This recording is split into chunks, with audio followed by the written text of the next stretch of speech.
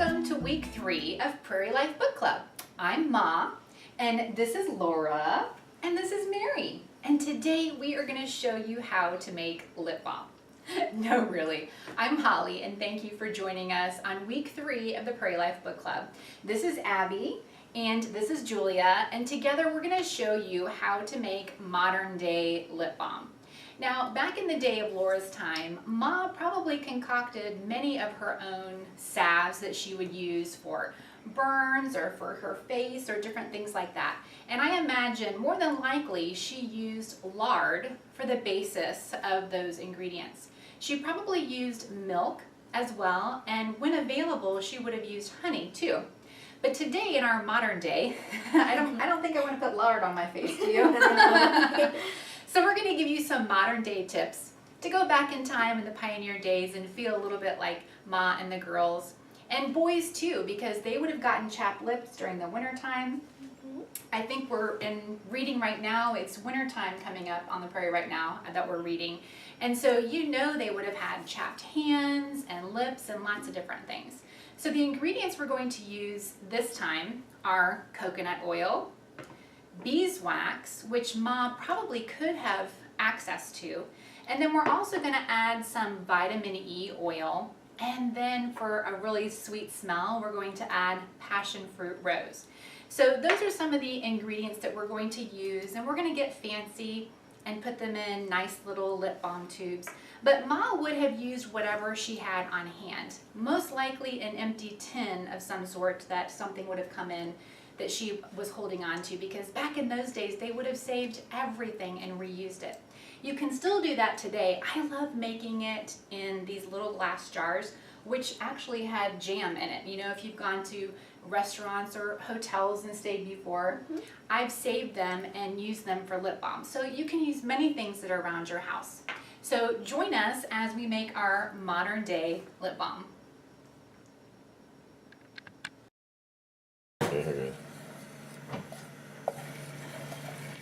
So this is what the lip balm looks like once everything's melted. It's completely clear, there's no granules left, and now we're ready to add our essential oils and honey. Now that our mixture is all melted, the beeswax granules have melted, the coconut oil is all mixed in, now we're going to add a little drop of honey. I just add a little bit, maybe just a couple drops of honey. And then I'm going to add a drop of vitamin E oil.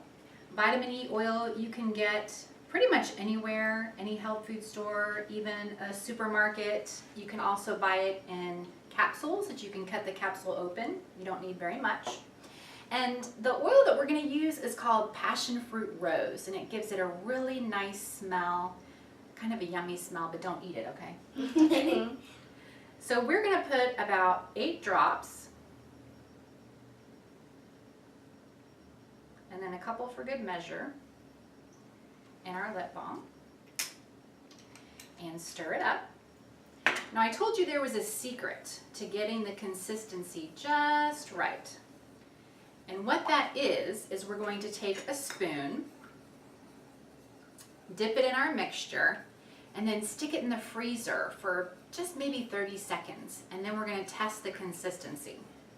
So I'm going to dip my spoon in, and we're going to set it in the freezer, and we'll be right back.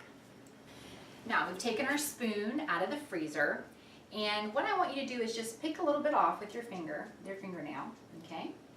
And then I want you to kind of run it between your fingers and see the consistency.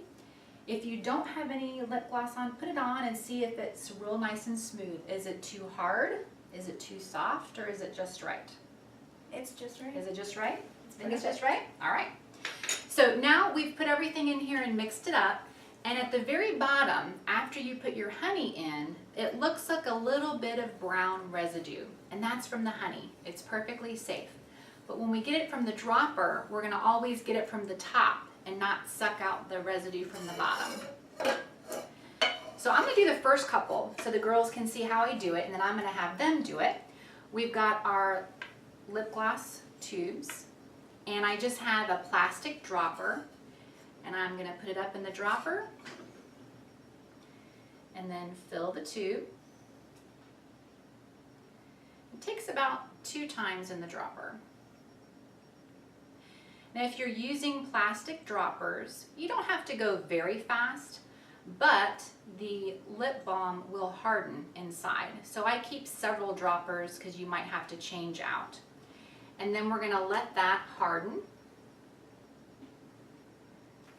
So let's let the girls do some. So Julia and Abby are going to dip it in, get it in their dropper, and fill the tubes.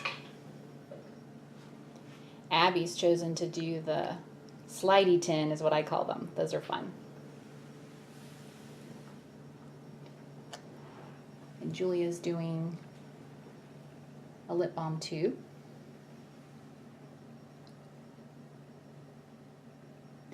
And like I said, this recipe will do about 12 tubes.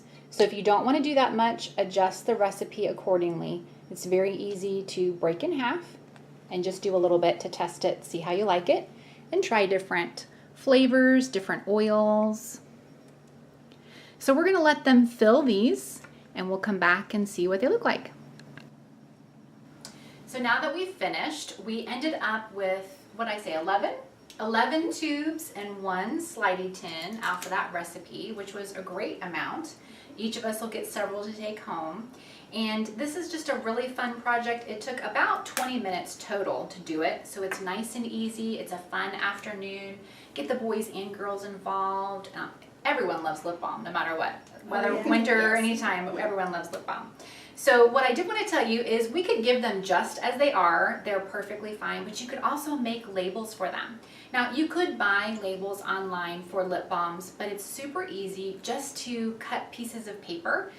Everyone can hand draw something. You could create a name for your lip balm. You could come up with something creative. And then packing tape works really well. You just cut a strip of packing tape and cut it down to fit, and it works wonders. I've been doing that for years. So it's a really easy way to make labels because everyone might want to name it something different. Come up with a really creative name if you're giving it as a gift, to come up with a fun name for your lip balm. So this is our lip balm recipe. Very easy to use.